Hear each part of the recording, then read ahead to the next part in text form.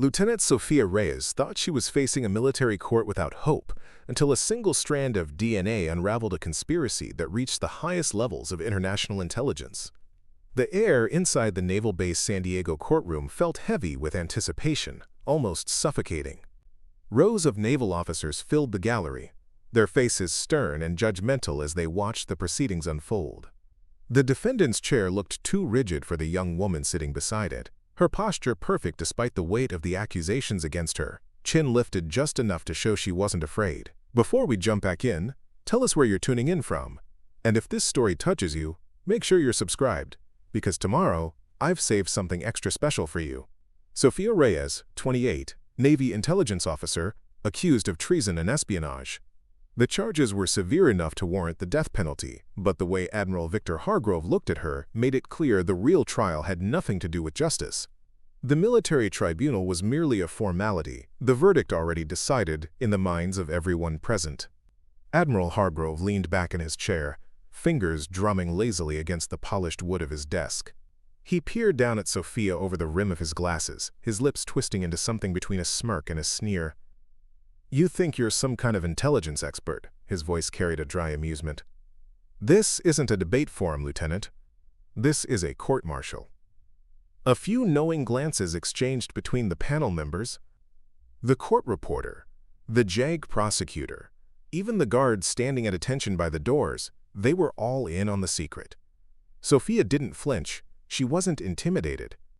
She had spent years preparing for high-stakes situations, though she never imagined standing trial for betraying the country she had sworn to protect. While other officers climbed the ranks through networking and politics, Sofia had immersed herself in intelligence analysis and counter-espionage tactics. While her peers socialized at officers' clubs, she studied patterns of information warfare and digital forensics.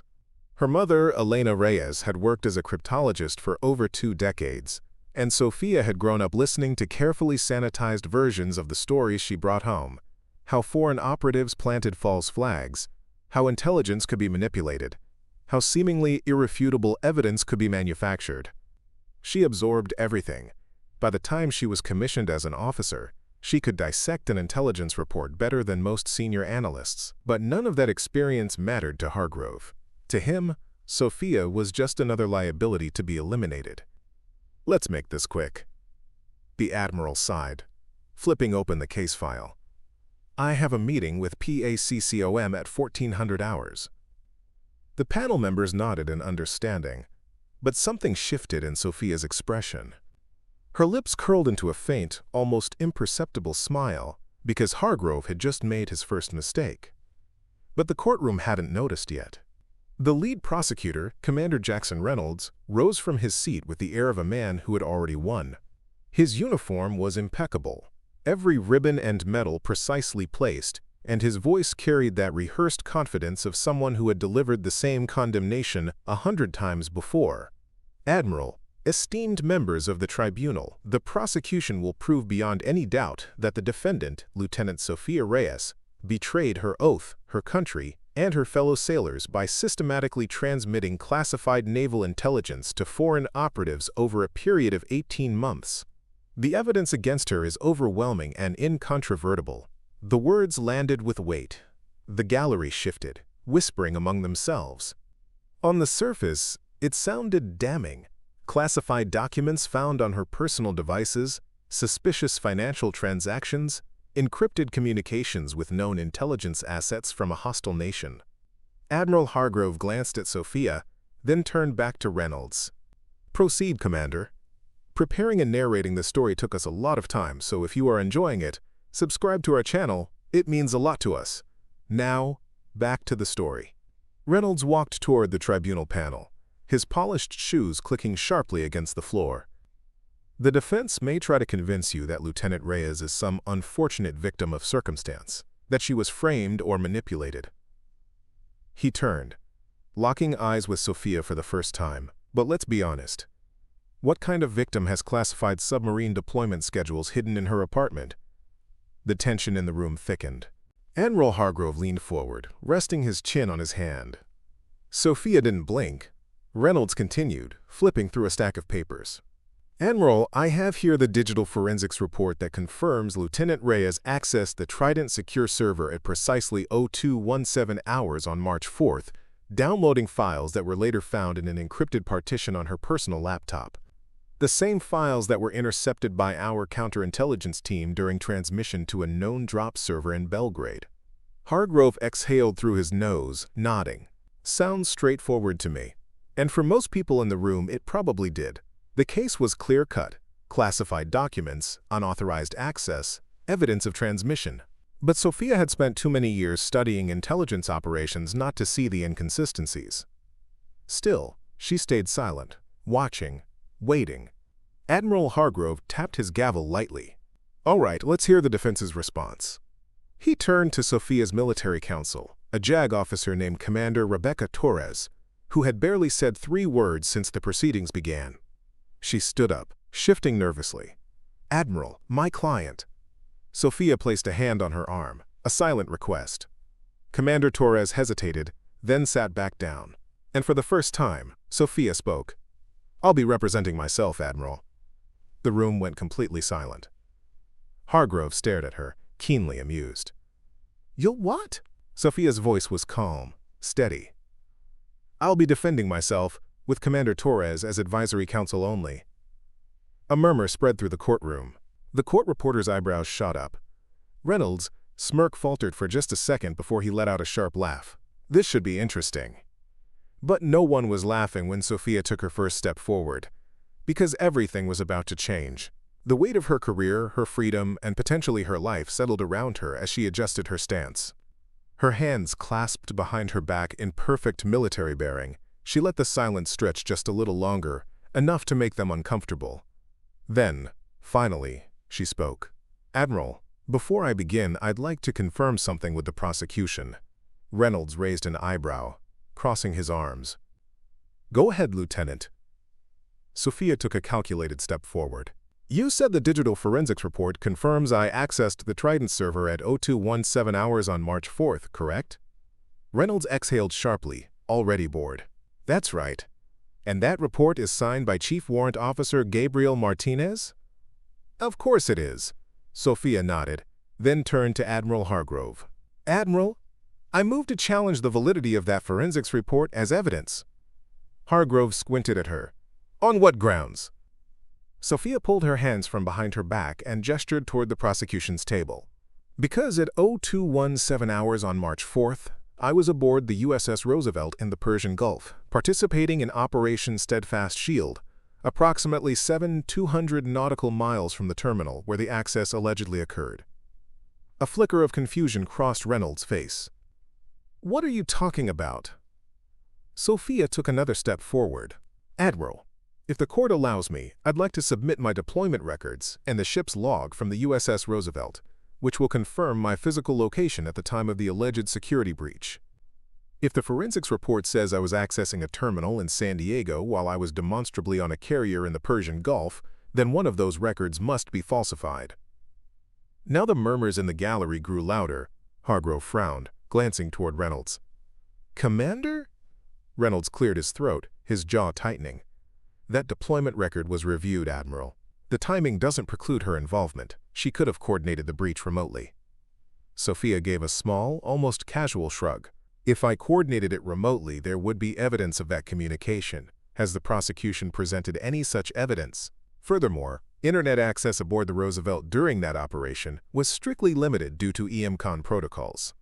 All communications were monitored and logged. The ship's communications officer can testify to that effect." Hargrove studied her for a long moment, then turned to Reynolds. "Does the prosecution have any objection to verifying the defendant's location through the ship's logs and deployment records?" Reynolds hesitated. The pause was just long enough. The panel noticed, the gallery noticed, and most importantly, the Admiral noticed. Sofia took a quiet breath. She had spent years analyzing intelligence operations, studying how evidence could be manipulated, how false narratives could be constructed. And there was one thing she knew without doubt. If Reynolds was confident in his case, he wouldn't be stalling. Hargrove rubbed his temple. "Commander Reynolds?" Reynolds finally shook his head. "No objections, Admiral." But the shift had already begun.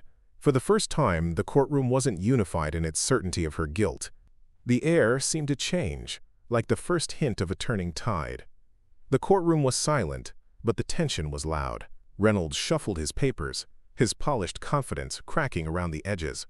"Admiral, while we wait for the deployment verification, the fact remains that classified documents were found on Lieutenant Reyes' personal laptop during a routine security sweep." Sofia gave a small nod, her face unreadable. "That's true." She took a step toward the tribunal panel. "But let's examine that evidence more carefully." Hargrove raised an eyebrow, gesturing for her to continue. Sofia turned to the panel, making eye contact with each member. "The prosecution wants you to believe that finding classified documents on my laptop means I was transmitting them to foreign operatives. That's the narrative they're selling. But let's think about this logically." She took a deep breath, her tone staying calm, controlled. "Let's say you're a naval intelligence officer, with top security clearance and access to some of the most sensitive information in the fleet. If you decided to commit espionage, an act punishable by death, would you store classified documents on your personal laptop? The same laptop that's subject to random security sweeps? The same laptop that's registered to you and never leaves your name? Or would you use a secure, anonymous method that couldn't be traced back to you?" A few panel members exchanged glances. Someone in the gallery whispered something under their breath. Sofia didn't give them time to recover. The documents in question were placed in a folder labeled "Classified Evidence," with no attempt to hide them. They weren't encrypted using any sophisticated method, just a basic password that was conveniently the same as my military ID number. What kind of intelligence officer, trained in counter-espionage and digital security, would be that careless? Reynolds cleared his throat, flipping through his notes, searching for something, anything to regain control. Sofia wasn't finished. "And while we're on the topic, let's talk about how the forensic analysis of my laptop was conducted." She turned to Hargrove. "Admiral, was Chief Warrant Officer Martinez called to testify about his forensic procedures?" Hargrove blinked, caught off guard by the question. He glanced at Reynolds. The prosecutor hesitated, then reluctantly admitted, "No, Admiral. His written report was deemed sufficient." Sofia's lips pressed together. "So let me get this straight. The prosecution is using digital forensic evidence to try and convict me of espionage, a capital offense. But they didn't think it was necessary to bring in the actual specialist who conducted that analysis? No opportunity for me to cross-examine, ask about the chain of custody, or challenge the timestamps that are demonstrably impossible given my deployment schedule?"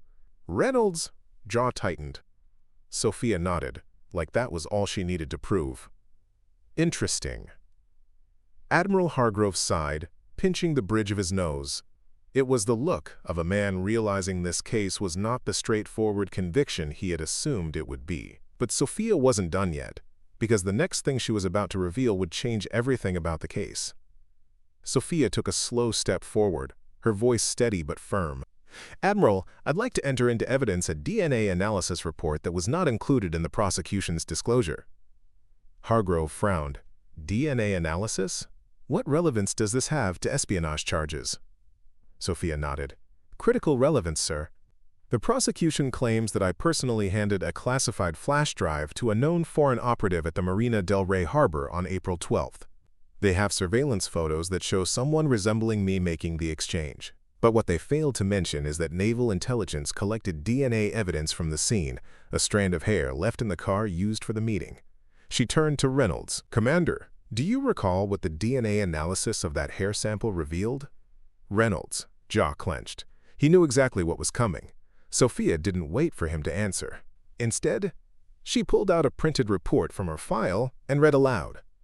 "DNA sample does not match the reference sample provided for Lieutenant Sofia Reyes. Analysis indicates the sample belongs to an individual of Northern European descent, female, with genetic markers consistent with Lithuanian or Latvian ancestry." A collective gasp rippled through the courtroom. Sofia held the paper up. "This is from the official NCIS laboratory report, the same report that the prosecution conveniently never mentioned in their filings." She turned back to Admiral Hargrove. "The DNA evidence directly contradicts the prosecution's claim that I was present at the alleged exchange. NCIS ran the DNA through their database and identified a probable match with Irina Volkov, a known intelligence operative who bears a physical resemblance to me. The surveillance photo shows someone who looks like me from a distance, exactly as it was meant to appear. Reynolds stepped forward, scrambling. "Admiral, this is irrelevant. The DNA could have been planted deliberately to create confusion." But Sofia shook her head. "No, Commander. The prosecution's entire case is built on the assumption that I was physically present at certain locations at specific times. The DNA evidence, combined with my verified deployment records, proves that someone else, someone who looks similar to me, was deliberately creating a trail of evidence designed to implicate me." She paused, letting the implication sink in. "Someone with access to classified naval intelligence and the ability to plant evidence on my personal devices. Someone who knew enough about my routines and access patterns to create a convincing frame." Admiral Hargrove let out a slow breath, rubbing his temple. The case was unraveling fast, and everyone knew it. Sofia turned back to the tribunal panel. "Members of the panel, what you're witnessing isn't a case of espionage by a naval officer. It's a sophisticated framing operation conducted by foreign intelligence services, with help from someone inside our own ranks. That's what this case is really about." Silence. Hargrove cleared his throat and adjusted his glasses. "Does the prosecution have anything further?" Reynolds was stiff, his face flushed. "No, Admiral." Admiral Hargrove exhaled. He looked at Sofia for a long time, then glanced at the panel members. Finally, he leaned forward and spoke the words that would change everything. "In light of the new evidence presented, this tribunal will recess to review the deployment records and DNA analysis. Commander Reynolds, I expect a full explanation for why these exculpatory materials were not properly disclosed to the defense." A beat of stunned silence, then chaos. Half the courtroom erupted, some in disbelief, some in cautious optimism. The gallery stirred, naval officers whispering urgently to one another, reporters scribbling in their notebooks. Sofia didn't move right away. She let the moment settle, let the reality sink in for everyone. Admiral Hargrove, still gripping his gavel, looked at Sofia with an unreadable expression. There was something in his eyes that hadn't been there before. Suspicion, but not directed at her anymore. Sofia met his gaze, then turned to return to her seat. But just as she passed the prosecution table, the Admiral spoke again. "Lieutenant Reyes." Sofia stopped, but didn't turn. Hargrove hesitated, then finally said, "It appears we may owe you an apology." Sofia's expression remained neutral. She didn't need validation. She needed justice, and her work was just beginning. Outside the courtroom, the naval base hummed with activity, oblivious to the dramatic shift that had just occurred inside. Sofia stood alone for a moment, processing what had just happened. She wasn't naive enough to think this was over. Someone had gone to extraordinary lengths to frame her, which meant she had stumbled onto something significant enough to warrant such an elaborate setup. Her mother, Elena, was waiting for her by the courtroom doors, her face tight with worry. For a long moment, she just looked at her daughter. Then finally, she shook her head and let out a breath. "Mija, you scared me half to death." Sofia's posture relaxed slightly. "Had to take the risk, Mom. It was the only way." Elena studied her daughter a second longer, then pulled her into a tight hug. "You always were the stubborn one." Naval personnel passed by, some openly staring, others pretending not to notice. Sofia wasn't paying attention to them anymore. Across the courtyard, standing by his staff car, Admiral Hargrove watched, his posture different now. The arrogance was gone, his expression wasn't dismissive anymore. It was something else, something closer to concern. He hadn't expected this case to be anything more than routine, just another security breach, another traitor to make an example of. But now he knew he'd remember this one, because Sofia had done something most people never could. She made the system look at itself, and for once, it blinked first. Here was the lesson everyone should learn. How many other cases had gone this way? How many people had been convicted not because of evidence but because of manipulation, convenience, and a system that cared more about closing cases than finding the truth? Sofia had the knowledge and courage to fight back, but what about those who didn't? This wasn't just about one case or one officer's reputation. It was about the integrity of the entire intelligence community. Foreign operatives had penetrated their ranks deeply enough to orchestrate an elaborate framing. If they could do this to her, what else had they done? Who else had they targeted? And most importantly, who was helping them from the inside? Sofia knew what she had to do next. This courtroom wouldn't be the last battlefield in her war for the truth. But next time, she wouldn't be the defendant. She would be the hunter. And when that day came, the real traitors would discover what it meant to face an intelligence officer who had nothing left to lose. Sofia Reyes stood at the window of her temporary quarters, watching naval personnel move across the base like pieces on a chessboard. 2 weeks had passed since the dramatic courtroom confrontation, but the real battle was just beginning. The tribunal had recessed to review her evidence, but someone powerful was working behind the scenes to slow the process. She could feel the invisible forces gathering against her, preparing their next move. Her phone vibrated on the desk. The caller ID showed a number she didn't recognize. Sofia hesitated before answering, her voice cautious, professional. "Lieutenant Reyes speaking. The investigation is being buried." The voice was male, older, with the clipped precision of someone accustomed to giving orders. "Meet me at Cabrillo Monument in 1 hour. Come alone. Tell no one." The line went dead. Sofia stared at the phone. It could be a trap, but it could also be the ally she desperately needed. Either way, it was her only lead. Before we jump back in, tell us where you're tuning in from. And if this story touches you, make sure you're subscribed, because tomorrow, I've saved something extra special for you. The Cabrillo National Monument stood at the tip of Point Loma, offering panoramic views of San Diego Bay and the vast Pacific beyond. Tourists clustered around the old lighthouse and visitor center, but Sofia headed to a more secluded outlook facing the ocean. The afternoon sun cast long shadows as she approached a solitary figure standing at the railing. As she drew closer, her heart skipped a beat. Rear Admiral James Blackwood, Deputy Director of Naval Intelligence. His weathered face turned toward her, eyes scanning the surroundings before settling on Sofia. "Lieutenant."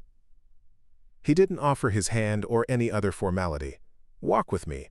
They moved along the path, maintaining enough distance from other visitors to ensure privacy. For several minutes, Blackwood said nothing, his gaze fixed on the horizon where Navy vessels moved in and out of the harbor. "I reviewed your case file," he finally said. "All of it, including the parts that were deliberately omitted from the court-martial proceedings." Sofia kept her expression neutral, waiting. "You were set up, Lieutenant. Professionally, expertly, with resources that go far beyond a typical intelligence operation. Someone wanted you eliminated, and they nearly succeeded." "Who?" Sofia asked, the single word carrying all her frustration and determination. Blackwood's lips thinned. "That's the billion-dollar question. What I can tell you is that the conspiracy reaches higher than you can imagine. When you uncovered that weapons-grade intelligence was being leaked to the Koreans from Naval Base Kitsap last year, you stumbled onto something much bigger than a single compromised officer." Sofia's mind raced. "The Hammersmith investigation?" But that case was closed. Commander Hammersmith confessed, was convicted, and is serving 20 years in Leavenworth. Hammersmith was another patsy, just like you. He took the fall because his family was threatened. Blackwood's voice lowered. "The real architect of that leak is still active, still protected, and now turning their attention to a much larger objective." A chill ran through Sofia, despite the warm California sun. "What objective?" Quote, Blackwood turned to face her directly. "In 3 weeks, the Pacific Fleet will conduct Exercise Trident Spear, the largest naval war game since the Cold War. Every major weapon system, communication protocol, and strategic response plan will be deployed and tested. If that intelligence falls into the wrong hands, it would compromise our entire defensive posture in the Pacific," Sofia finished, the implications staggering. "Precisely." Blackwood pulled a small flash drive from his pocket, keeping it concealed in his palm. "Everything I've been able to gather is here, including DNA samples from 3 different scenes that match your mystery woman. The Lithuanian operative, Irina Volkov, is real, but she's just a hired hand. Someone inside our organization is running her." Sofia carefully took the drive, concealing it in her hand. "Why are you helping me? Why not take this up the chain of command?" Blackwood's expression darkened. "Because I don't know how far up the chain the corruption goes. You were framed with remarkable efficiency, Lieutenant. The evidence against you was inserted into secure systems that only senior officers can access. When I started asking questions about your case, I found my own security clearances suddenly under review. He checked his watch. We shouldn't be seen together for too long. You're still under investigation, but you've been granted limited duty status while the tribunal deliberates. Use that freedom wisely. Sofia nodded, her mind already formulating plans. What about Commander Reynolds? He deliberately withheld exculpatory evidence. Reynolds is a company man. He follows orders without asking questions.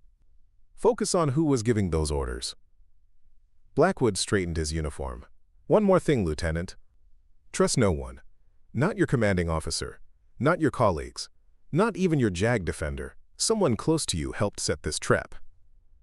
With that, he walked away, leaving Sofia alone with the weight of his words and the tiny flash drive that might hold the key to her vindication, or lead her into an even more dangerous trap. Preparing and narrating this story took us a lot of time, so if you are enjoying it, subscribe to our channel. It means a lot to us.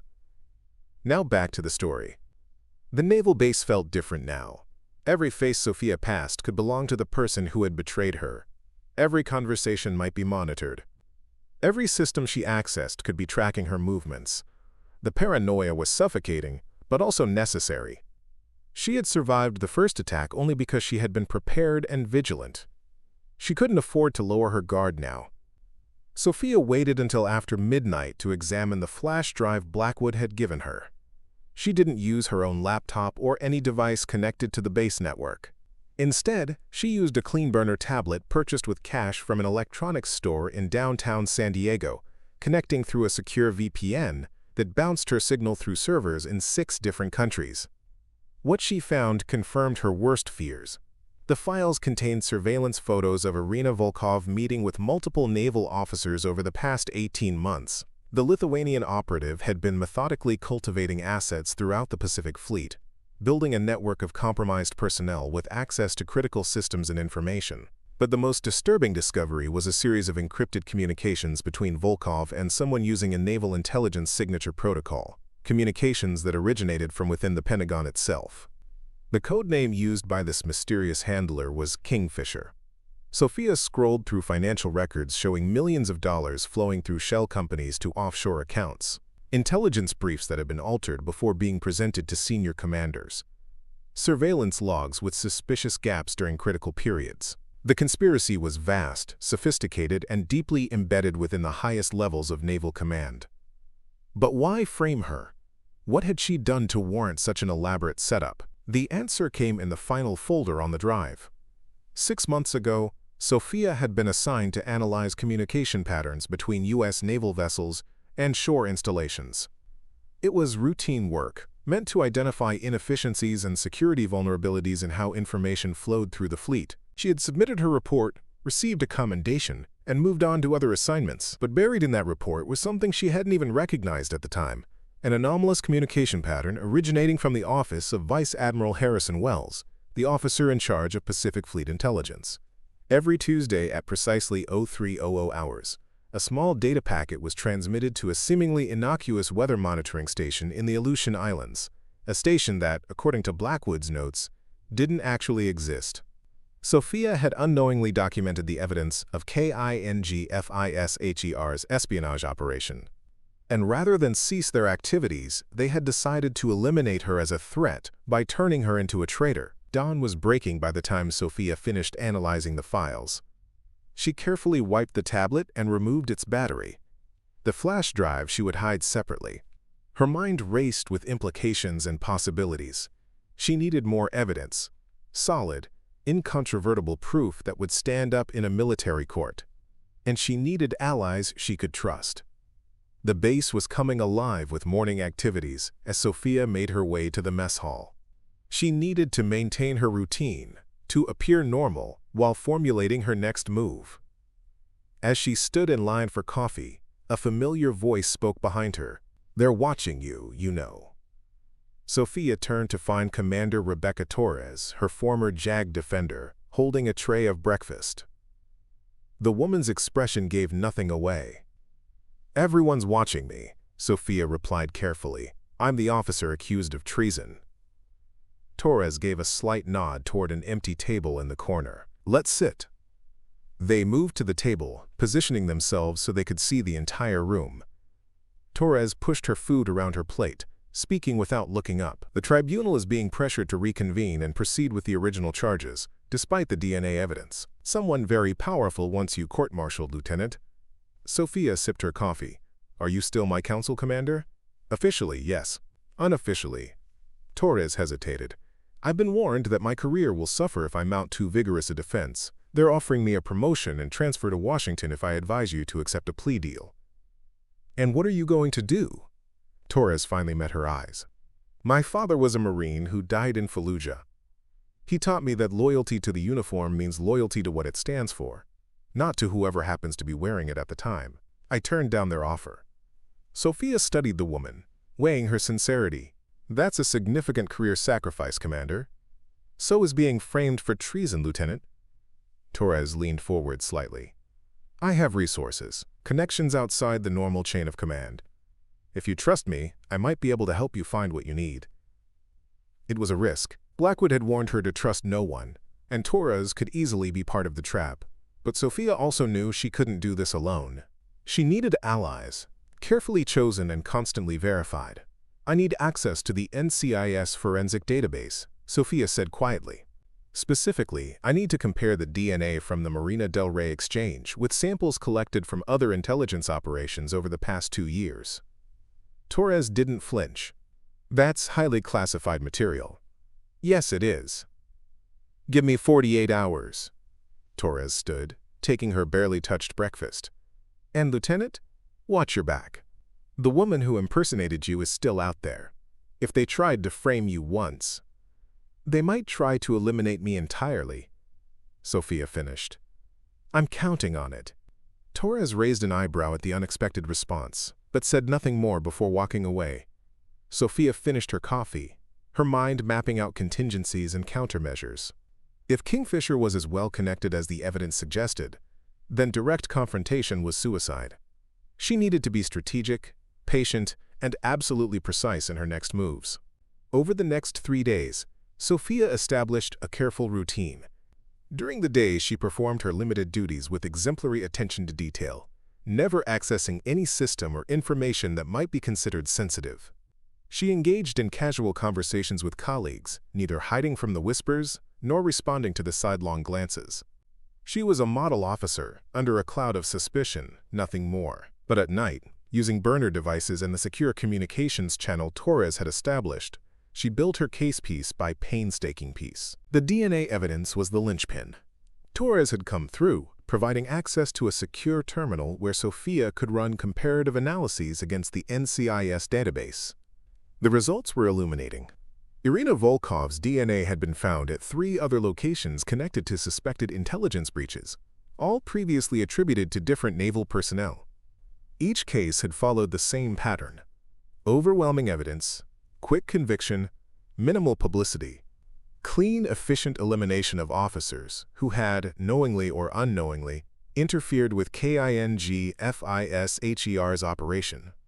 On the 4th night, as Sofia was preparing to leave her quarters for another clandestine research session, her secure phone vibrated with a message from Torres. Abort. Security sweep in progress. Sofia quickly shut down her equipment and moved to the window. Sure enough, a security detail was moving systematically through the officers' quarters, 2 buildings away and approaching. This was no routine patrol. They moved with purpose, checking specific rooms. She had minutes, perhaps seconds. Sofia gathered the flash drive and her notes, securing them in a waterproof pouch strapped to her thigh beneath her uniform pants. She had just finished when a sharp knock came at her door. Lieutenant Reyes? Security check. Sofia opened the door to find 4 armed MPs, led by a stern-faced chief she didn't recognize. What's this about, Chief? Random security sweep, ma'am. We need to check your quarters and electronic devices. There was nothing random about it, but Sofia stepped aside. Of course. The search was thorough and professional. They examined her laptop, her phone, her tablet, all the devices she had deliberately kept clean. They searched her closet, her desk, beneath her bed. Finding nothing, the chief seemed almost disappointed. "Thank you for your cooperation, Lieutenant. Sorry for the disturbance." Sofia nodded, maintaining her composure until they left. Then she sank onto her bed, heart pounding. They were closing in. The carefully crafted net was tightening around her once again. Her secure phone vibrated again. Another message from Torres. "They're moving the timeline. Emergency meeting tomorrow, 0900, Admiralty Conference Room. Wells will be there." Vice Admiral Harrison Wells, the man whose suspicious communications Sofia had unknowingly documented, the man who might be Kingfisher himself. He was coming to oversee her case personally. The endgame was approaching faster than she had anticipated. She needed to accelerate her plans, but how?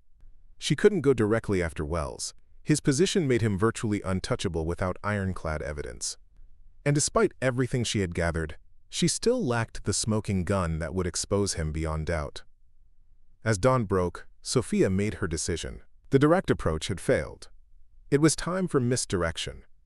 If they were hunting her, she would make herself the perfect bait, while setting a trap of her own. The Admiralty conference room hummed with tense conversation as Sofia was escorted inside by 2 MPs. The tribunal members sat on one side of the long table, their faces grave. Commander Reynolds occupied his usual place at the prosecution table, but now he was joined by a silver-haired man with the 3 stars of a vice admiral on his collar, Harrison Wells himself. Admiral Hargrove, presiding over the tribunal, called the room to order. "This emergency session has been convened at the request of Vice Admiral Wells, who has new information pertinent to the case against Lieutenant Reyes." Sofia stood at attention, her expression neutral as Wells rose to address the tribunal. "Thank you, Admiral Hargrove." Wells' voice was smooth, authoritative, the voice of a man accustomed to complete deference. "In the interest of national security, I have been authorized to present classified intelligence that definitively establishes Lieutenant Reyes' guilt in this matter." He nodded to an aide, who distributed sealed folders to each tribunal member. "What you're looking at is communication intercepts between Lieutenant Reyes and her foreign handler, using a sophisticated quantum encryption method that our analysts have only recently managed to decode." Sofia felt the trap closing around her, but she maintained her composure. This was exactly what she had expected. Wells wouldn't leave her case to chance any longer. He was bringing the full weight of his authority and position to ensure her conviction. "Admiral," Sofia spoke clearly, "I request the right to examine this new evidence against me." Wells smiled thinly. "I'm afraid this intelligence is classified well above your current clearance, Lieutenant. You'll have to trust the tribunal's judgment."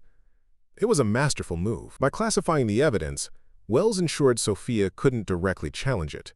The tribunal members, all senior officers, would be reluctant to question the word of a vice admiral on matters of intelligence. "With respect, sir," Sofia replied, "I believe that violates my right to confront the evidence against me under the Uniform Code of Military Justice." Commander Torres stood, adding her legal authority to Sofia's argument. "Admiral Hargrove, Lieutenant Reyes is correct. Article 46 guarantees the defense equal opportunity to obtain evidence. If this material is to be used against my client, we must be permitted to examine it." Wells' expression hardened slightly. "Commander, this is a matter of national security. The normal rules of evidence must sometimes be suspended in such cases."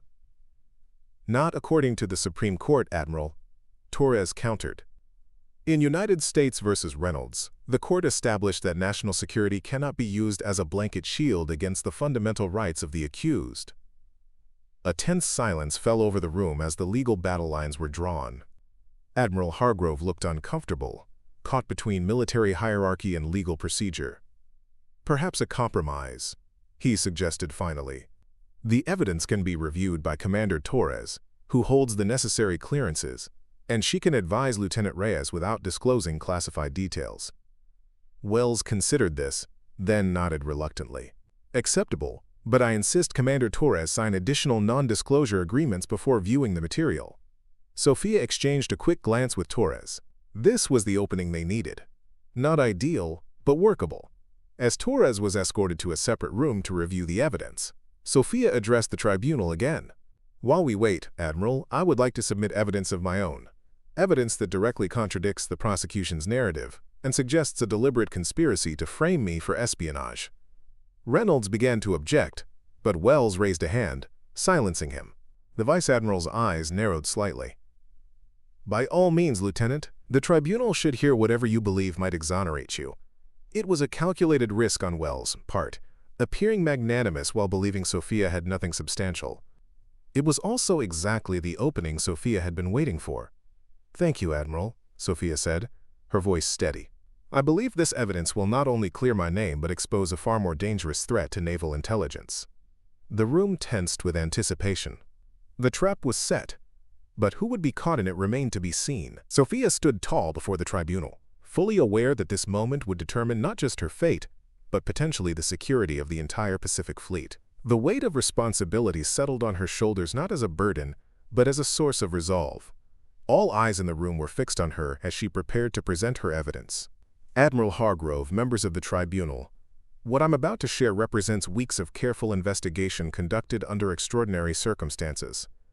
Sofia began, her voice clear and steady. "I'll be presenting 3 key pieces of evidence that, taken together, reveal a pattern of deliberate deception, orchestrated at the highest levels of naval intelligence." Vice Admiral Wells maintained his composed expression, but Sofia noticed the slight tightening around his eyes. She was walking into the lion's den, and the lion was watching. "Before we jump back in, tell us where you're tuning in from, and if this story touches you, make sure you're subscribed, because tomorrow I've saved something extra special for you. First, I'd like to direct the tribunal's attention to these DNA analysis reports." Sofia handed a folder to the tribunal clerk, who distributed copies to each member. "As previously established, DNA evidence collected from the Marina del Rey exchange does not match my own. What's significant is that this same DNA profile has appeared at 3 other sites of alleged espionage over the past 18 months. She activated the display screen, showing timeline comparisons of the incidents. Each case followed an identical pattern. A naval officer with access to sensitive information was accused of espionage, with overwhelming evidence presented against them. Each officer was convicted and sentenced to lengthy prison terms. And in each case, trace DNA evidence was collected but never processed or disclosed to the defense. Admiral Hargrove leaned forward, studying the documents with growing concern. "How did you obtain this comparative analysis, Lieutenant?" "Through legitimate channels, Admiral," Sofia replied carefully. "Commander Torres helped me submit the request through NCIS using proper protocols." Wells interjected smoothly. "This is interesting speculation, Lieutenant, but hardly exonerating. The presence of this DNA at multiple sites could simply indicate a foreign operative who monitored several actual traders." Sofia nodded, having anticipated this argument. "That brings me to my second piece of evidence." She distributed another set of documents. These are communication logs from 4 separate naval installations over the past 2 years. Each shows the same anomalous pattern: data packets transmitted at precisely 0300 hours on Tuesdays to what appears to be a weather monitoring station in the Aleutian Islands. She highlighted the relevant sections. "I discovered this pattern during a routine communications analysis 6 months ago, though I didn't recognize its significance at the time. What's crucial is that the transmissions originate from secure terminals accessible only to officers with alpha-level clearance or higher." The tribunal members exchanged glances. Wells remained impassive, but Sofia noticed a muscle twitch in his jaw. "And your point, Lieutenant?" Hargrove asked. "My point, Admiral, is that the weather station receiving these transmissions doesn't exist." Sofia brought up satellite imagery on the display. "These coordinates in the Aleutians show nothing but empty tundra. The data is being routed elsewhere, disguised as routine weather monitoring." Wells stood abruptly. "Admiral Hargrove, this is venturing into classified territory. Lieutenant Reyes is not authorized to discuss these operational security measures." "With respect, Admiral Wells," Sofia countered. "There are no legitimate operational security measures that involve sending classified data to non-existent facilities. Unless, of course, you're suggesting that naval intelligence has authorized a covert communication channel outside normal secure protocols." It was a direct challenge, and the room fell silent. Wells' expression darkened momentarily before he regained his composure. "Lieutenant, you're making accusations based on incomplete information. These communications are part of a compartmentalized intelligence operation that you are not cleared to know about." Sofia had expected this defense. Then perhaps you can explain my third piece of evidence. She nodded to the clerk, who distributed final folders to the tribunal. These documents trace financial transactions connected to offshore accounts linked to the Lithuanian operative Irina Volkov, the woman whose DNA was found at multiple espionage sites. The transactions reveal payments of over $12 million over the past 3 years. Preparing and narrating this story took us a lot of time, so if you are enjoying it, subscribe to our channel. It means a lot to us. Now, back to the story. She paused, letting the magnitude of the sum register with the tribunal before continuing. What's most disturbing is the source of these funds. They were routed through a series of shell companies, but the original transfers came from accounts controlled by defense contractors working on classified projects for the Pacific Fleet. Specifically, projects overseen by the Office of Naval Intelligence. Wells' face remained a mask, but his knuckles whitened as he gripped the edge of the table. This is absurd. You're suggesting some kind of conspiracy within naval intelligence itself? I'm not suggesting anything, Admiral, Sofia replied calmly. I'm presenting evidence. Evidence that shows a pattern of espionage facilitated by someone with high-level access to naval intelligence systems.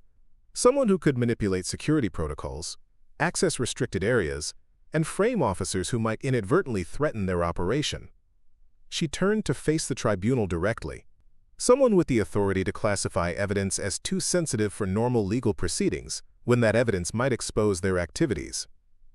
The implication hung in the air like a thundercloud. No one had to say it aloud. Sofia was pointing directly at Vice Admiral Wells. Before Wells could respond, Commander Torres returned to the room, her expression grim. She walked directly to Admiral Hargrove and spoke quietly but firmly. Admiral, I've reviewed the classified evidence presented by Vice Admiral Wells. I have serious concerns about its authenticity and request an immediate forensic analysis of these documents by an independent NCIS team. Quote. Wells stepped forward. Commander, you're overstepping your bounds. That material is classified. Yes, sir, it is, Torres agreed. And if it's authentic, it should withstand scrutiny. But there are inconsistencies in the encryption headers and digital signatures that raise significant questions about provenance. Hargrove looked between Wells and Torres, then to Sofia, who stood calmly in the center of the storm she had created. The Admiral's decision would determine which way this extraordinary hearing would proceed. After a long moment, Hargrove nodded. Commander Reynolds, please contact NCIS and request an immediate forensic team to examine both sets of evidence. Lieutenant Reyes, submissions, and the classified materials provided by Admiral Wells. Wells, composure finally cracked. This is unnecessary and potentially compromises ongoing operations. I am invoking my authority as Vice Admiral to classify this entire proceeding. No further discussion of this matter outside this room. I'm afraid that's not possible, Admiral Wells. The new voice came from the back of the room as the doors opened to admit Rear Admiral Blackwood, accompanied by 2 stern-faced NCIS agents. This proceeding is already being monitored by the Office of Naval Criminal Investigative Service as part of an ongoing counterintelligence operation. The room erupted in confusion. Officers rose from their seats, voices overlapped, and for a moment, chaos reigned. Admiral Hargrove pounded his gavel repeatedly until order was restored. Admiral Blackwood, explain yourself, Hargrove demanded. Blackwood walked calmly to the center of the room, positioning himself beside Sofia. For the past 6 months, NCIS has been investigating a significant security breach within naval intelligence. Multiple classified operations have been compromised, resulting in the loss of critical intelligence assets in the Pacific Theater. The investigation led us to a high-ranking officer using the codename Kingfisher. All eyes turned to Vice Admiral Wells, whose face had gone ashen. When Lieutenant Reyes inadvertently identified anomalous communications patterns originating from the Office of Naval Intelligence, she became a threat to KINGFISHER's operation. Rather than cease activities, Kingfisher chose to eliminate her as a potential threat by framing her for espionage. Sofia felt a complex mix of emotions, vindication, relief, but also deep concern about the extent of the breach Wells had created. This wasn't just about clearing her name anymore. It was about protecting everything she had sworn to defend. Wells suddenly bolted for the door, shoving aside a junior officer in his path. The NCIS agents moved to intercept, but Wells was surprisingly quick for his age. He might have made it to the door if Sofia hadn't anticipated his move. In one fluid motion, she stepped into his path and executed a perfect leg sweep, a move she'd perfected during hand-to-hand combat training. Wells crashed to the floor, his momentum carrying him into a painful slide across the polished wood. The NCIS agents were on him instantly, securing his wrists with handcuffs as he struggled and protested. "This is outrageous! I am a vice admiral in the United States Navy. You have no authority." "We have every authority," one agent replied coldly, hauling Wells to his feet. "Harrison Wells, you are under arrest for espionage, conspiracy, violation of the Espionage Act, and treason against the United States. You have the right to remain silent." As Wells was led away, still protesting his innocence, the room remained in stunned silence. Admiral Hargrove looked as though the foundations of his world had been shaken, as indeed they had. A vice admiral, one of the most senior officers in naval intelligence, exposed as a traitor. Blackwood turned to Sofia, a hint of pride in his eyes. "Well done, Lieutenant. Your willingness to stand your ground against overwhelming odds gave us the opening we needed. We've been building a case against Wells for months, but couldn't move against him without tipping our hand. Your persistence forced his hand." Sofia nodded, still processing the whirlwind of events. "Sir, how extensive is the damage?" Blackwood's expression sobered. "We're still assessing, but it's significant. Wells had access to nearly everything: operational plans, weapons systems, personnel deployments. And he was preparing to compromise Exercise Trident Spear, which would have exposed our entire strategic posture in the Pacific." Admiral Hargrove found his voice at last. "Lieutenant Reyes, Commander Torres, I owe you both an apology. It appears we very nearly convicted an innocent officer, while the real traitor sat in judgment." Torres stepped forward. "Admiral, I move that all charges against Lieutenant Reyes be dismissed immediately, and her record expunged of any reference to this case." "Granted," Hargrove said without hesitation. "And I'll be recommending both of you for commendations. Your courage and commitment to truth, despite extraordinary pressure, exemplifies the highest traditions of naval service." The formal proceedings to dismiss all charges took less than an hour.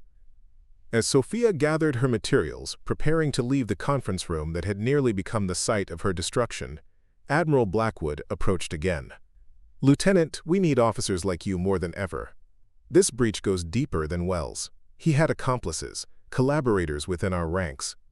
The counterintelligence operation is just beginning." Sofia understood what he was asking. "You want me to join the investigation?" "Not just join it," Blackwood replied. "I want you to lead a specialized counterintelligence unit.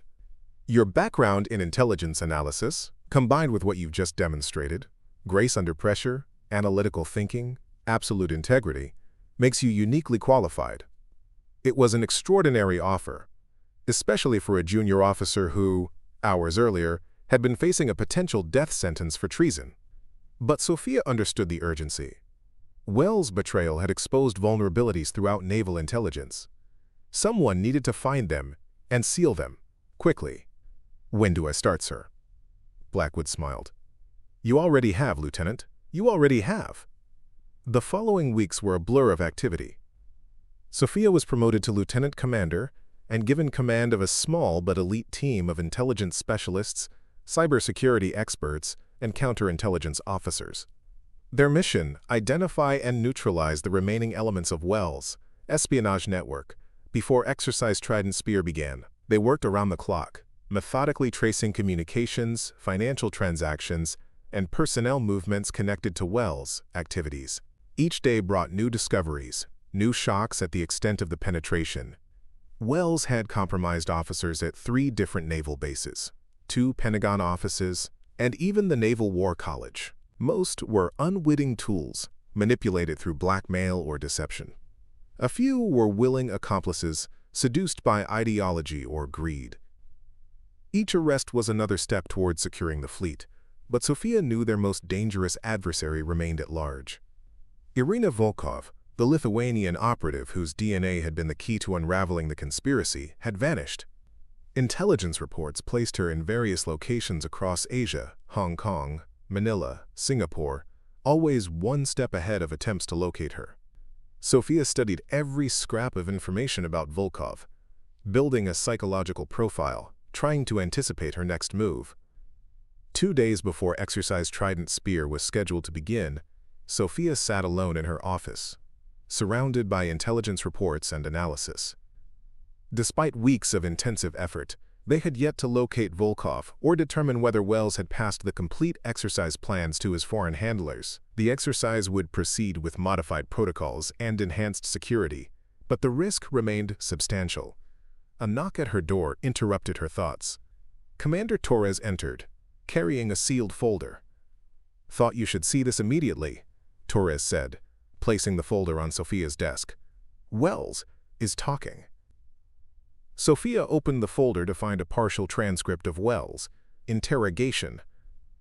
After weeks of denials and demands for immunity, the former vice admiral had finally begun to cooperate, offering information in exchange for considerations at sentencing.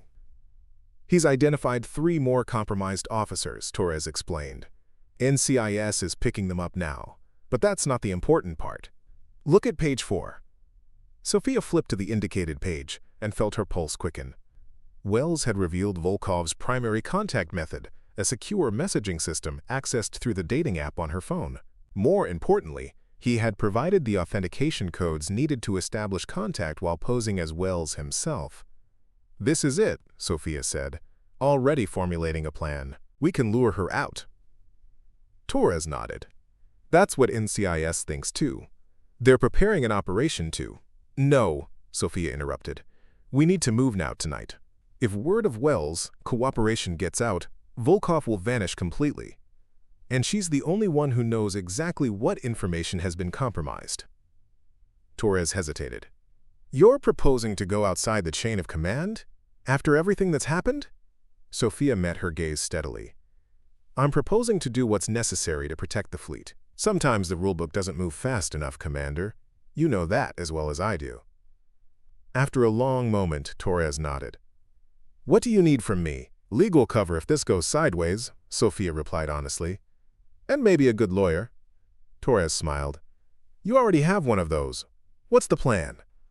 3 hours later, Sofia sat alone at a corner table in the Crown and Anchor, a waterfront bar popular with naval personnel. Her hair was down, her uniform replaced by civilian clothes, dark jeans, a simple blouse, a light jacket that concealed her service weapon. On the table in front of her, her phone displayed a dating app with an active conversation. The message was simple. "Plans compromised. Need extraction. Bringing updated Trident Spear protocols as insurance. Crown and Anchor. 2100. The response had come within minutes. Acknowledged. Now Sofia waited, sipping sparingly at her drink, watching the door while appearing to be absorbed in her phone. The bar was crowded enough to provide cover, but not so packed that she couldn't monitor all approaches. 2 members of her team were positioned strategically, one at the bar, another at a table near the back exit. Additional teams covered the surrounding streets. At precisely 9:05 p.m., a woman entered the bar. She was striking, tall, blonde, with the confident posture of someone accustomed to commanding attention. She wore an elegant black dress that managed to be both sophisticated and provocative.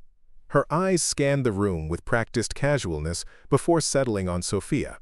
Sofia felt a chill of recognition. Though they had never met, she had studied dozens of surveillance photos of this woman. Irina Volkov had taken the bait. Volkov approached Sofia's table with a warm smile that didn't reach her eyes. "Is this seat taken?" she asked in lightly accented English. "I've been saving it," Sofia replied with the coded response Wells had provided. Volkov sat gracefully, maintaining her cover as she signaled a server for a drink. "You're not who I expected," she said quietly. "Wells couldn't come personally," Sofia explained. "Security concerns. I'm his executive officer." Volkov studied her with calculating eyes. "I wasn't informed of any executive officer." Sofia met her gaze steadily. "That's the point of compartmentalization, isn't it? You know what you need to know, no more."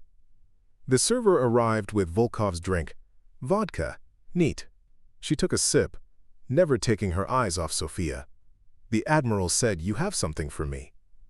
Sofia patted the messenger bag beside her. Complete operational plans for Trident Spear, including communication protocols and response scenarios.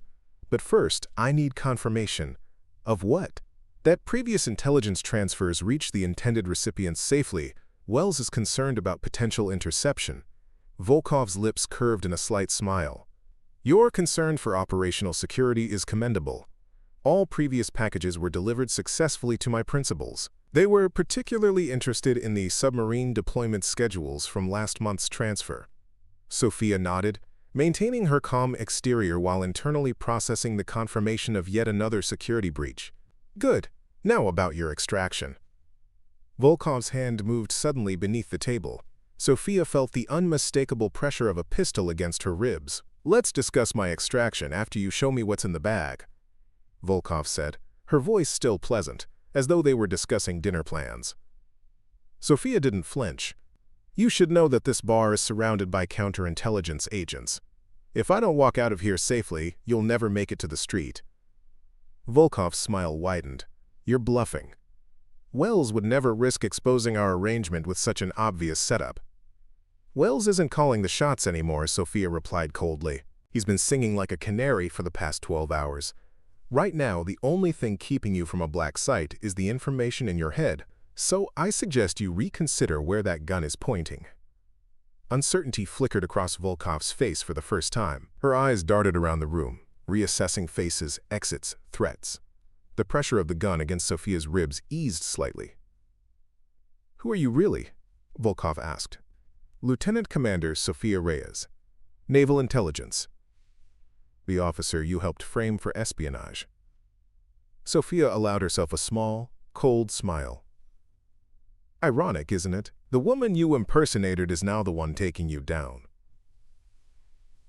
Understanding dawned in Volkov's eyes, followed by a calculating reassessment.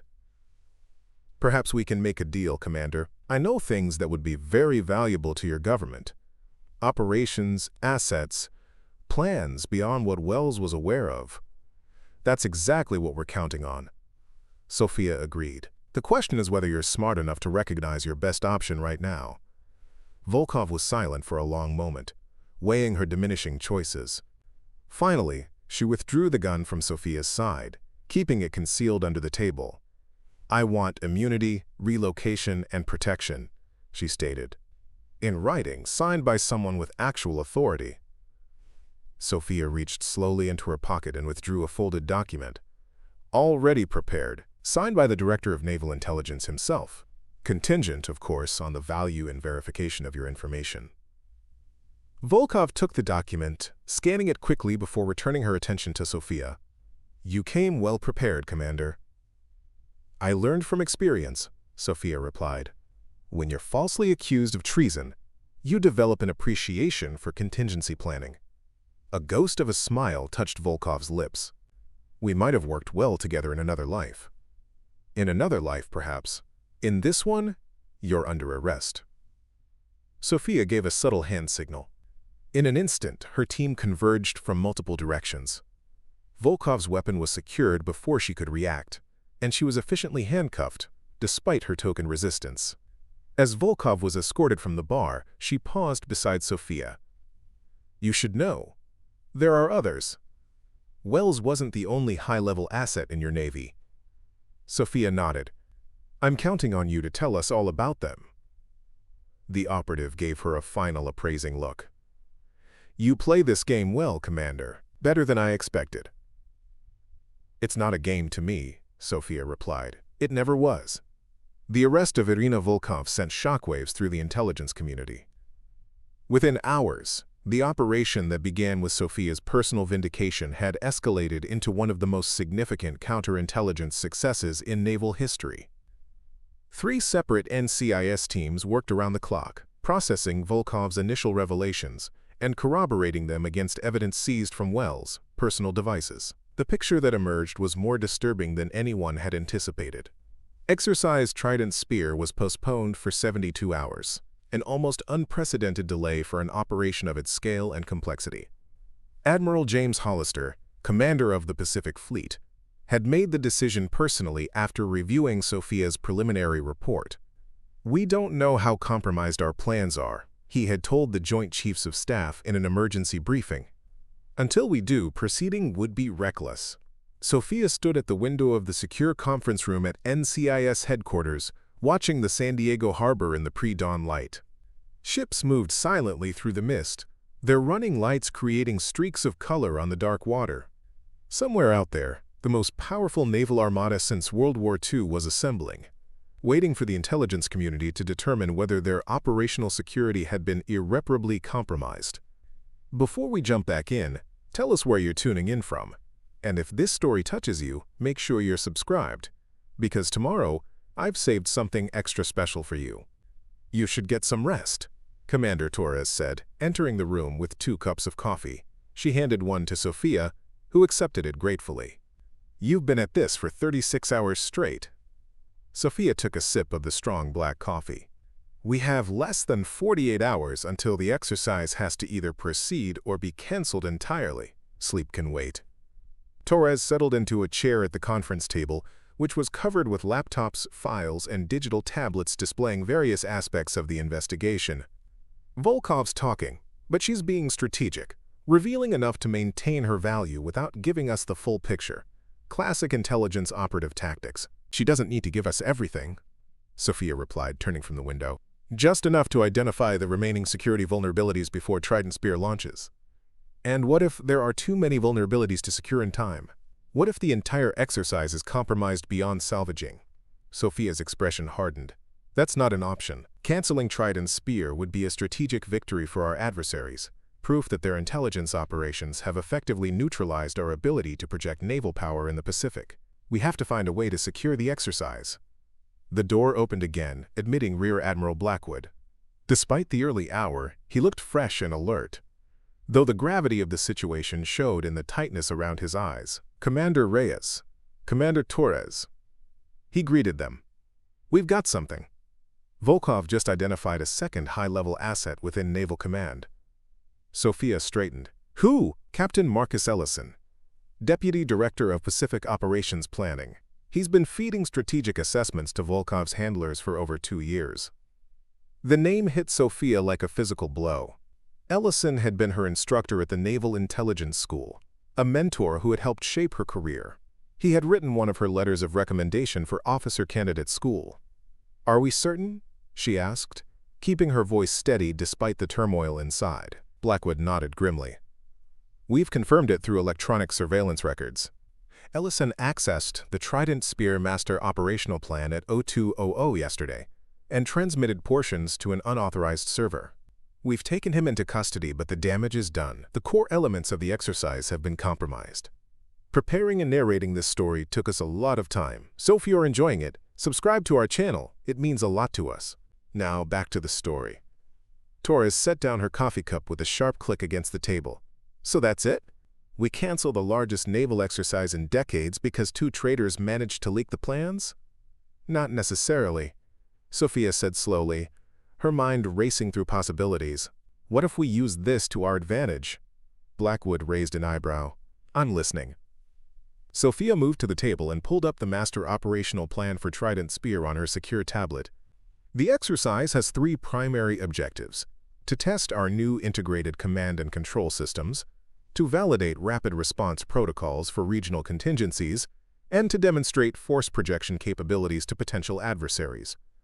She highlighted sections of the plan as she spoke.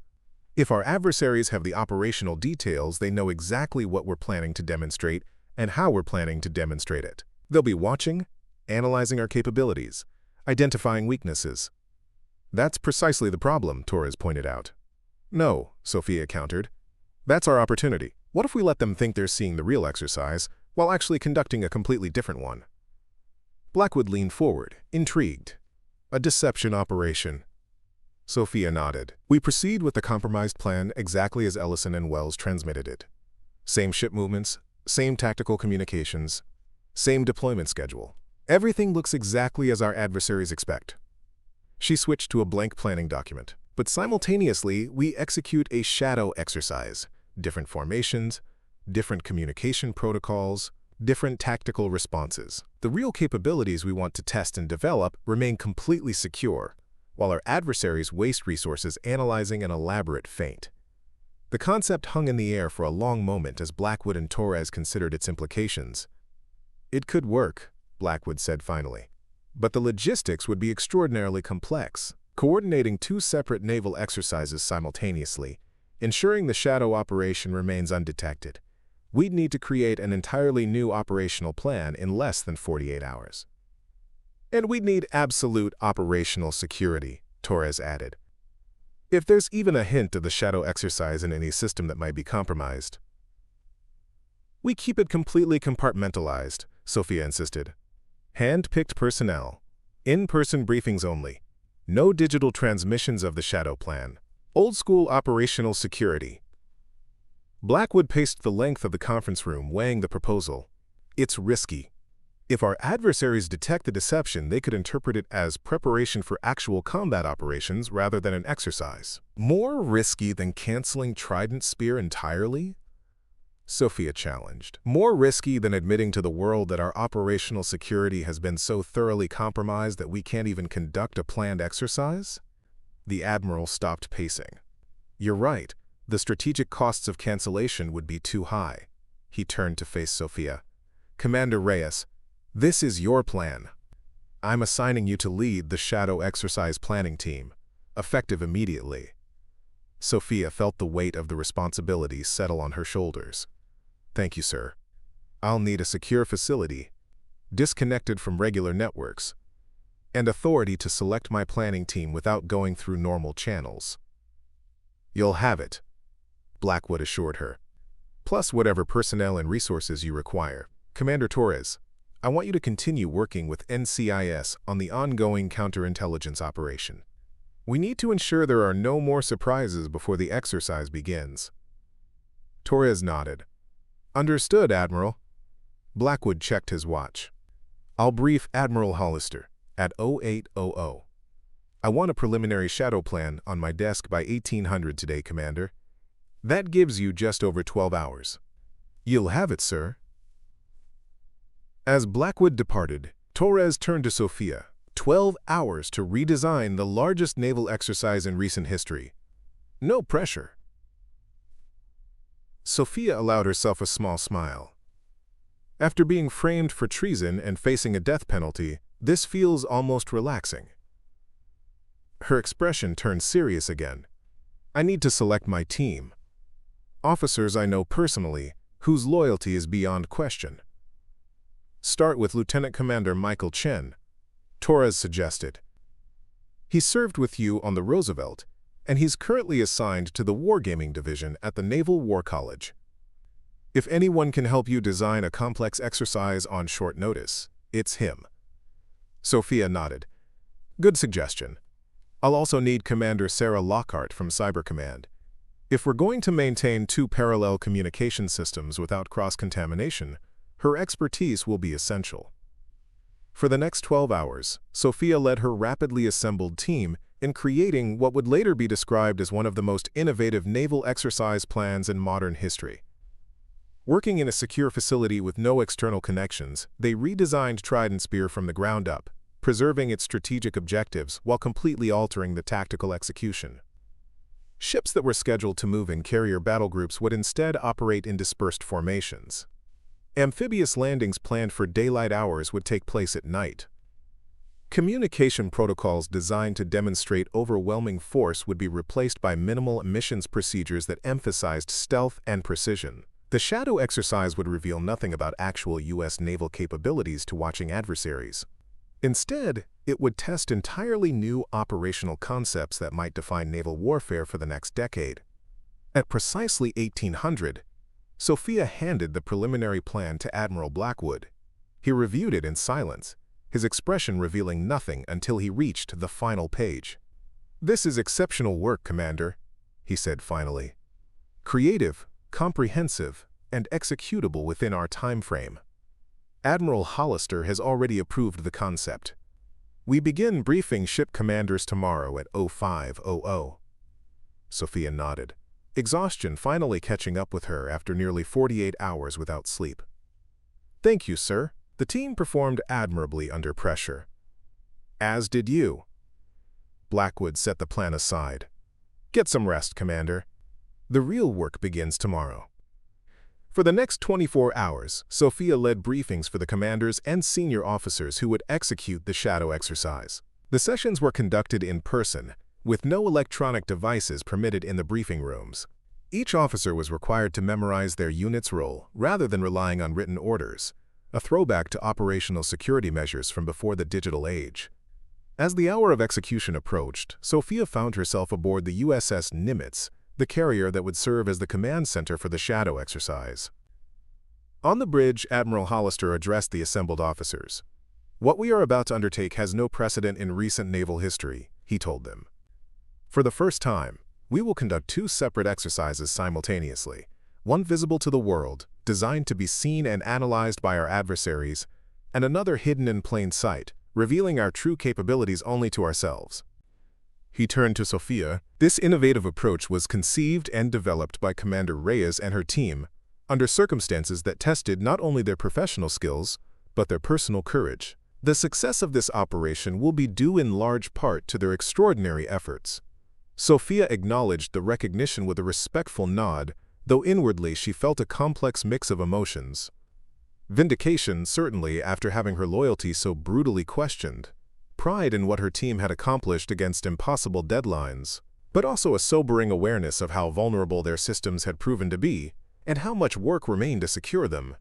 As the officers dispersed to their stations, Admiral Hollister approached Sofia. "Walk with me, Commander."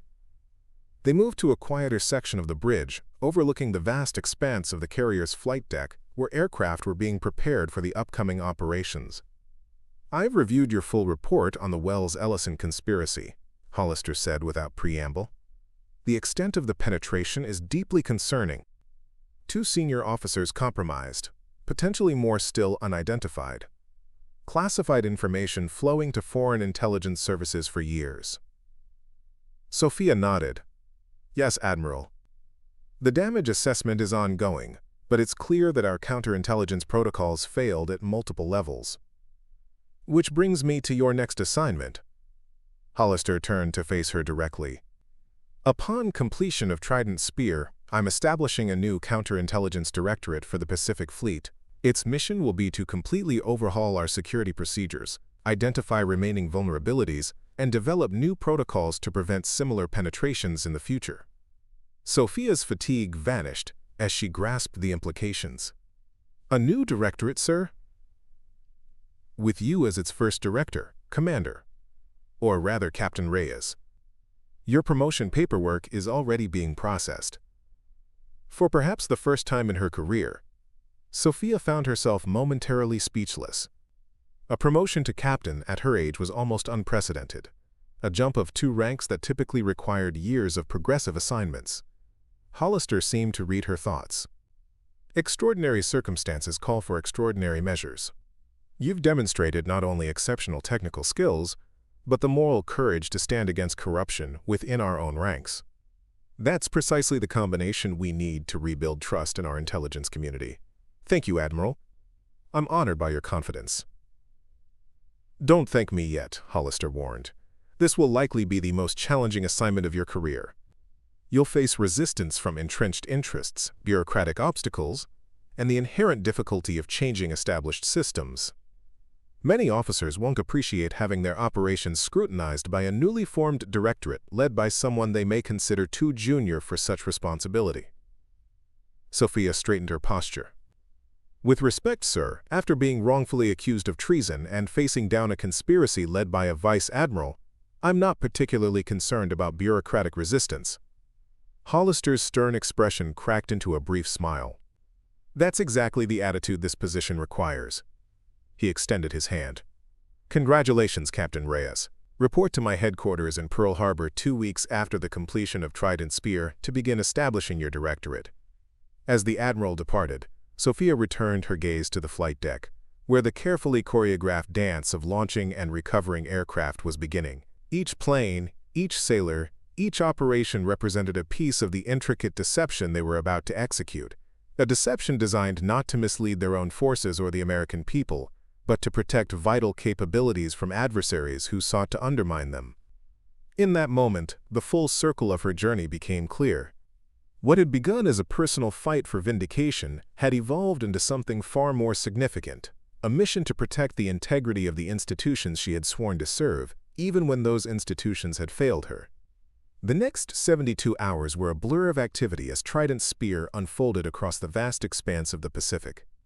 On the surface, everything proceeded according to the compromised plan that Wells and Ellison had transmitted to their handlers. Carrier groups moved in predictable formations, amphibious landings followed published doctrine, and communication systems operated at maximum capacity, all exactly as foreign intelligence analysts would have expected.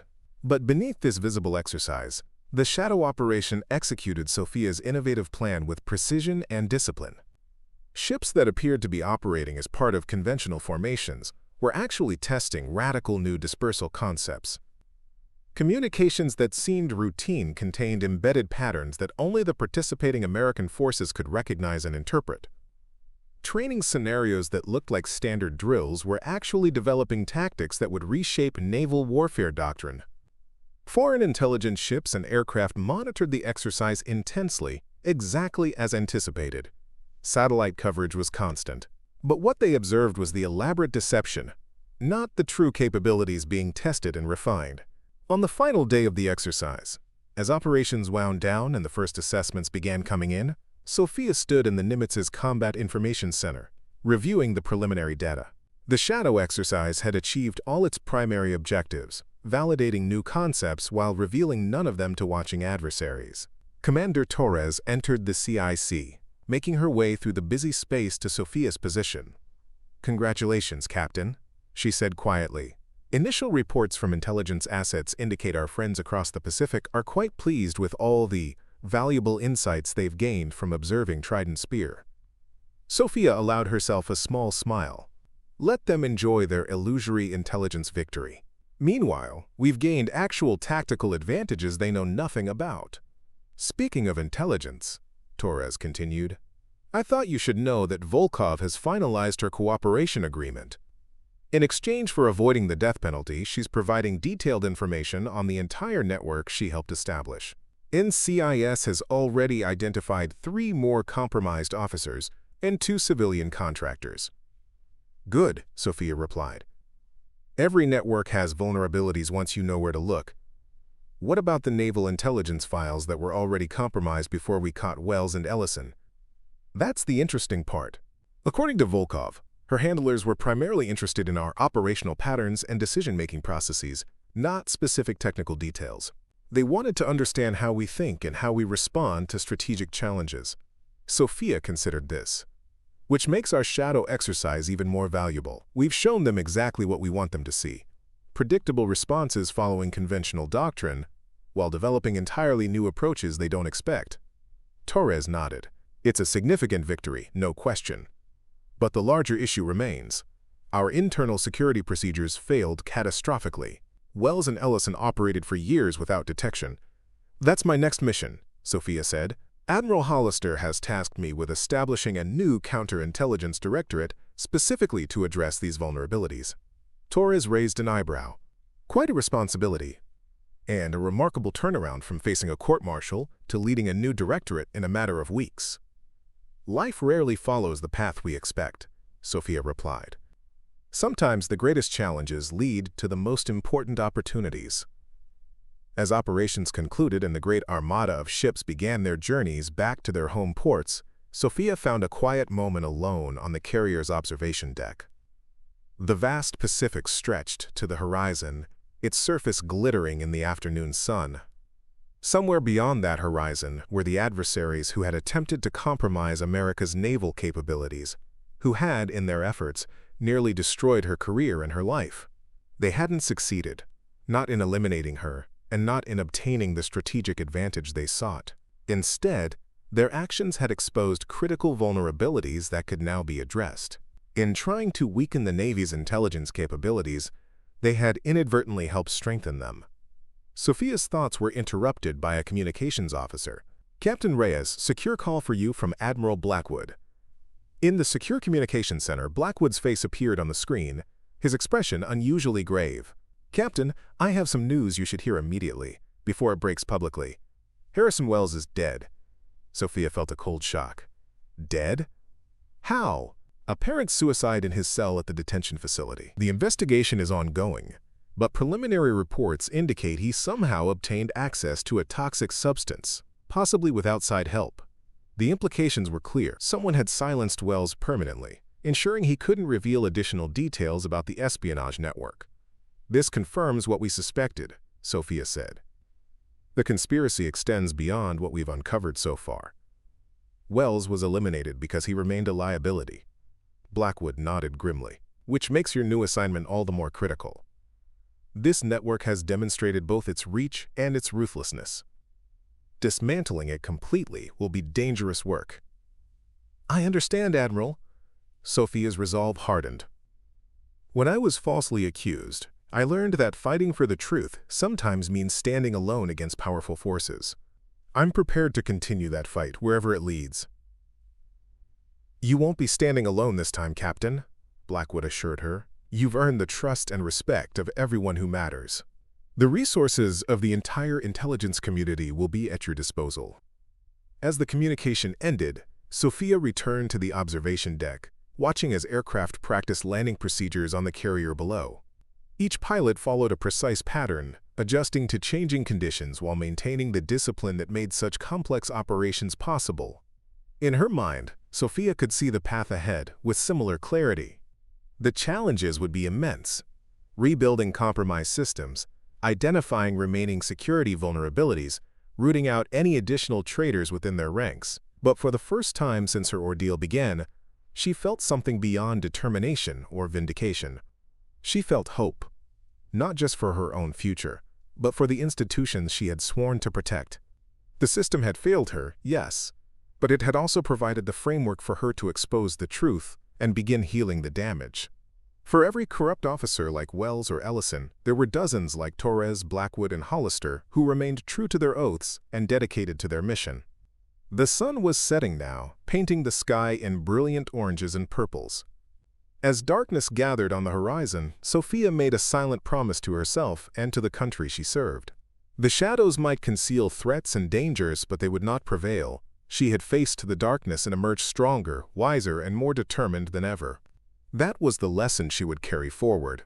Integrity might be challenged, truth might be obscured, but with courage and perseverance, justice would ultimately prevail. Not just for her, but for all who stood firm against corruption and betrayal, regardless of the personal cost. Up next, you've got two more standout stories right on your screen. If this one hit the mark, you won't want to pass these up. Just click and check them out. And don't forget to subscribe and turn on the notification bell so you don't miss any upload from us.